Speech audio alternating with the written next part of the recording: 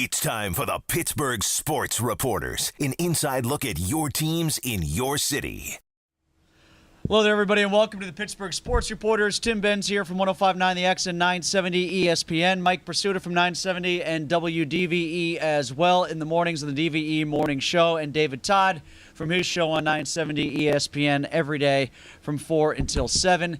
Thanks for finding us on the internet as we give you the first and only online Pittsburgh Sports Reporters show that you can find every week here. And guys, let's just go with the obvious. Let's talk about the Super Bowl and what was not so super, a performance that was super by the Seattle Seahawks. Almost said Supersonics, but first title since the Supersonics. The Seahawks were great on defense, totally disrupting Peyton Manning on the offense. Are you surprised that was that easy, Mike? That it was that easy, yeah. I liked Seattle because of that defense. I did not expect that defense to dominate the way it did. I didn't expect Peyton to come unglued the way he did. But the bottom line on that game, defense is back in vogue in the National Football League. David, I had Denver over Seattle from the word one of this season in the Super Bowl, and I talked myself into going with Denver because I just wanted it to happen. I had an inkling about Seattle in the weeks leading up to the game. I'm kicking myself now. It should have just gone with the Seahawks, as it turns out. But I talked myself into it with the weather, but it just looked like a matchup once it got going that Denver was not going to overcome. We've seen Peyton Manning before in the playoffs, and I think you can say this about any quarterback. You put pressure on the quarterback, it makes life tougher. What's different about Peyton Manning is he sees the pressure, he senses it better than any guy ever. You didn't get that sense yesterday, that he saw where it was coming from, that he was able to read and quickly get rid of the ball. And you saw it right from the opening drives. I mean, not even the safety, just immediately after that, Peyton was trying to step up, and he didn't have anywhere to step up. The question I'd throw back at you guys is, are we in the last couple of years seeing the fact that if you find an adequate quarterback, or a good quarterback, if you want to call Joe Flacco and Russell Wilson good quarterbacks, are you much better off having a guy who allows you in your salary structure to operate from under $1 million with Russell Wilson to, let's say, $10 million with a Dalton or a Flacco, and put a bunch of pieces around them where you have depth across the board and you can operate better than a $20 million guy who is going to totally restrict you in what you do with this, tight salary cap that's been flat for 5 years? That $1 million guy is going to turn into a $20 million guy eventually. But we've seen Kaepernick, we've seen Wilson, we've seen Cam Newton. What we see is guys are able to come into the league now and play. Seattle went and got the two best pass rushers in the free agent market this year, and those guys made a difference. And I'll tell you, as Mike said, man, you got to be able to rush the passer. And you look at the Steelers and say, obviously Ben's coming back. They're going to extend him in my book, but if you don't have anybody who can rush the passer, you can't win in this league. I'd still rather have the expensive quarterback, and Seattle's going to have that at some point. But if you look at the way that Seattle D is constructed, and I looked it up here, you're talking about a defense of the 11 starters yesterday, 1 first-rounder, 1 second-rounder, no third-rounders, 2 fourth-rounders, 2 fifth-rounders, a sixth-rounder, 2 free agents, and 2 guys they traded for, and they were minor, under-the-radar trades. They have gone out and identified how they want to play defense and then gotten guys to go do it. And recall the Bruce Irvin selection on the first round. We go, what are they thinking? What are they doing? Not that he's that much of a factor yet, but they know who they want, and they go get him. I think if you have limited resources, that's the way you got to fill out your roster. You got to figure out how you want to play and be committed to a plan and a type of guy that you want, and you got to go find him. Are you buying the legacy debate with Peyton Manning? I'm not. I'm of the opinion that he was going to be what he was, in my mind anyway, win or lose this game, because he wasn't going to have 4 on his hand, or wasn't even going to have 3 on his hand after this. I thought he was a great quarterback that won a championship, could have gotten to that multiple championship level where everybody would leave him alone. I think he just strung himself out for more debate. I think it's misplaced, but what do you think? I agree with your opinion, and I agree with your question that it will impact. I'm on your side. I think most people aren't. I think he is what he is. He is a Super Bowl winner. There's not a lot of those guys walking the planet. He is an NFL record-setting quarterback, but among those records are 12 postseason losses. I just don't feel like we're sitting around kicking around the legacies of Fran Tarkenton, Jim Kelly, and Dan Marino. Well, we're probably not, but if we're looking but those guys aren't. The only one who's in that conversation is Dan Marino. Nobody talks about the other two. What do you mean? In the top 5 to 10 quarterbacks in history, the other two guys aren't in the conversation. Well, that's probably because they didn't win any championships. Right. But if they won one championship, would they have been? You get closer, yeah. I mean, I think it's legit. What is Peyton Manning one of the 5 best quarterbacks to ever play the game? I would say no. One of the 5 best ever? Yeah. I say yes. I think he's probably number 5, actually. If we're going to use an NCAA tournament analogy, he's not on that first line. Is Terry Bradshaw one of the 10 best quarterbacks to ever play the game? Absolutely. I would say no. I would say he's in the top 10, yeah. Yeah. All right, So championships matter in people's minds. Championships matter. Moving beyond the Super Bowl, since And not screwing up in the championship game matters. Dan Marino got the 1 Super Bowl, played pretty well, lost to a dynastic San Francisco team. Peyton was terrible yesterday. I'm not one of these Peyton Manning haters. He was not good yesterday. He threw a pick 6 that prevented his team from tying the game against New Orleans, and he was mediocre against the Bears in the big one. And that's it. You get pressure on Peyton. It shows he's as mortal as anybody else. It is his cerebral nature that makes him the elite guy he is. And that was a bad matchup for him because Seattle is so simple.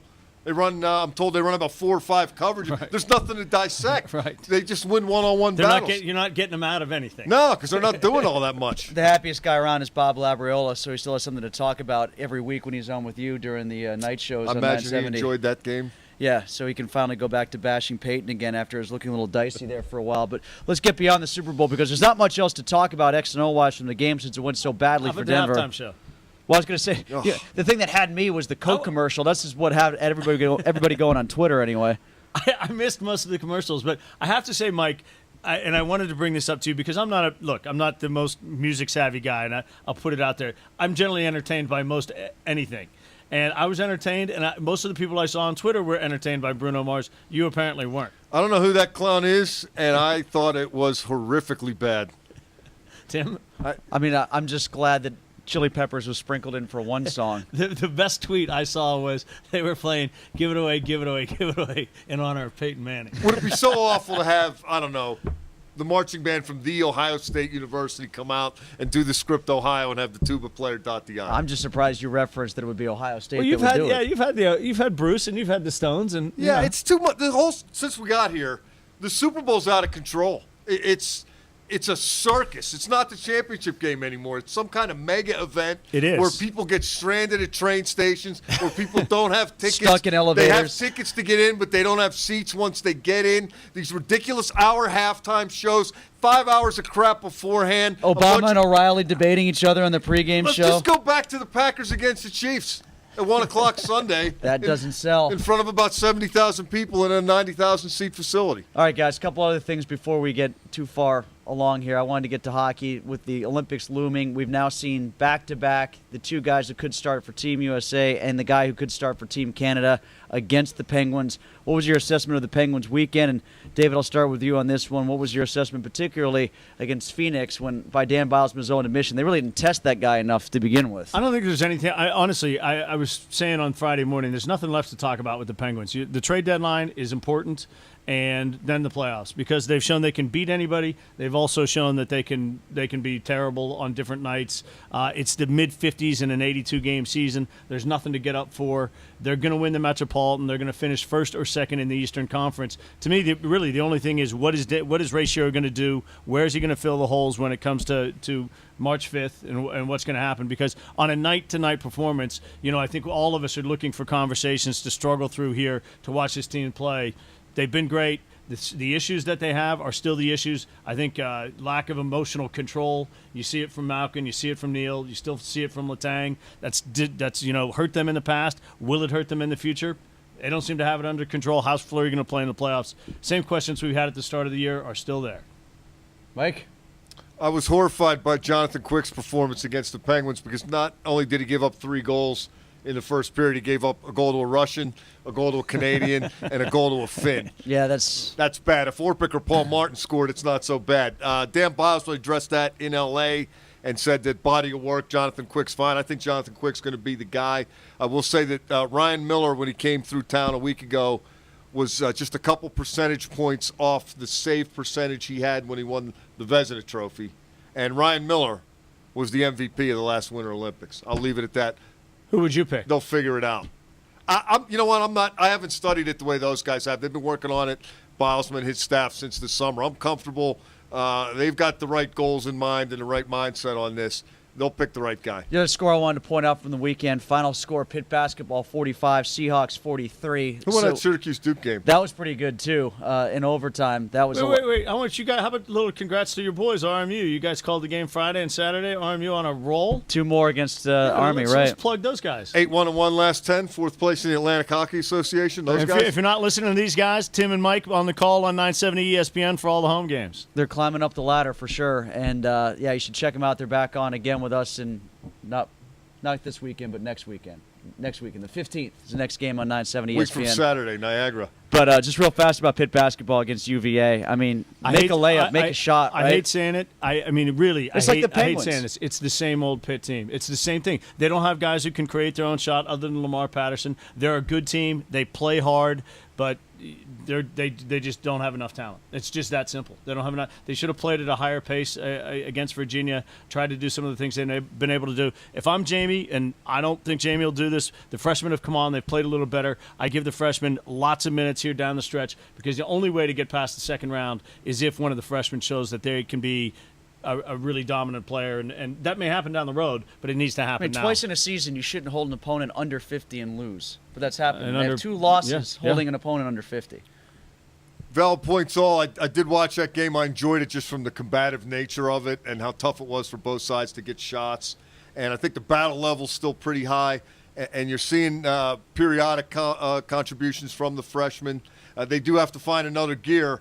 The question I have they ever thought that that's the case at Pitt? Because they've gone through this for a lot of years now, and it doesn't seem like there's been a lot of change in their approach or their process, and there hasn't been a lot of change in their result. So maybe one of these years they break through. You wouldn't put money on it being this one right now. Deron Johnson, the loss of the one outside shooter they had, this is, again, like you said about the Penguins, it's just the formula is the same. David Todd from 970 ESPN, Mike Prisuta from 970 and WDVE. I'm Tim Benz from 970 and the X. Thanks for tuning in to Pittsburgh Sports Reporters on PittsburghSportsHub.com. We're back next week.